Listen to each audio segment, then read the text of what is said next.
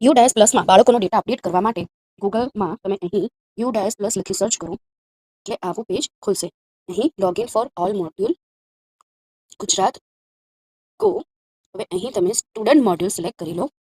તમારી શાળાનો user ID અને પાસવર્ડ એન્ટર કરો. ત્યારબાદ કેપ્ચા એન્ટર કરી લોગિન કરી લો.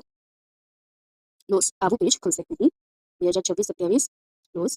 અહીં જે 3% દેખાય છે ત્યાંથી તમે તમારા મોબાઈલમાં જો ડેસ્કટોપ સાઇટ ના ખોલી હોય તો પહેલાં એ સિલેક્ટ કરી લો એટલે આવું પેજ તમને દેખાશે. હવે અહીં આ જે સ્ટુડન્ટ મુવમેન્ટ એન્ડ પ્રોગ્રેશન લખ્યું છે તેમાં ક્લિક કરો. તેમાં જે પહેલું જ પ્રોગ્રેશન એક્ટિવિટી છે તેમાં ક્લિક કરો. ગો પર ક્લિક કરો. ત્યારબાદ તમારો ધોરણ અને વર્ગ હોય તે સિલેક્ટ કરી ગો પર ક્લિક કરો એટલે અહીં તમારા બધા જ બાળકોના નામ દેખાઈ જશે. હવે તમારે અહીં આ જે પહેલું જ પ્રોગ્રેશન સ્ટેટસ દેખાય છે તેમાં આ 3 ઓપ્શન આવે છે. Promoted by examination. ત્યારબાદ તમને અહીં તમારે બાળકના પર્સન્ટેજ અને અટેન્ડન્સ એટલે પરીક્ષાના ટકા અને હાજર દિવસ જોડે રાખવાના. આ રીતે દર વર્ષે બાળકનો ડેટા જોડે જ રાખું છું. એક બાળકનો ડેટા હું તમને એન્ટર કરીને બતાવું. Percentage attendance. ત્યારબાદ studying in same school select કરી લઉં.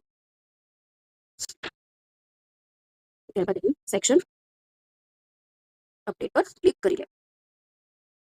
ઓકે, તો તે બાળકની આગળ આ રીતે ડન એવું સ્ટેટસ આવી જાય છે. આ રીતે બધા જ બાળકોના ડેટા અપડેટ કરી લો. હવે હું તમને એક એન્ટ્રી ખોટી કરીને બતાવું. ધારો કે જુઓ, તમે હાજરીના દિવસ 1 થી 250ની વચ્ચે નહીં નાખ્યા હોય તો આવી રીતનો મેસેજ આવે છે. ત્યારબાદ અહીં એન્ટ્રી સુધારી લઈએ અને પછી અપડેટ કરીએ તો જુઓ ઓકેનો મેસેજ આવી ગયો. તે જ રીતે જો તમે એક પણ ઓપ્શન સિલેક્ટ નહીં કર્યું હોય તો પણ તમને આવી રીતે મેસેજ આવી જશે. હવે એ જ રીતે ધારો કે તમારી શાળામાંથી કોઈ બાળક એલસી લઈ ગયું છે તો અહીં તમે સ્કૂલ સ્ટેટસમાં left school with TC select કરો અને રીઝન પૂછે છે તો આમાંથી જે પણ રીઝન હોય તે સિલેક્ટ કરી લો. ડેટ ઓપ્શન પર સિલેક્ટ કરો. ત્યારબાદ આ રીતે બધા જ બાળકોનો ડેટા અપડેટ થઈ ગયા બાદ ફાઇનલાઇઝ પર ક્લિક કરવું ફરજિયાત છે. અહીં તો તમે કરેલી બધી જ એન્ટ્રી શો કરશે નહીં. કન્ફર્મ પર ક્લિક કરો. કોઈ એક પણ સ્ટુડન્ટનો જો ડેટા બાકી હશે તો આ રીતે સબમિટ થશે નહીં.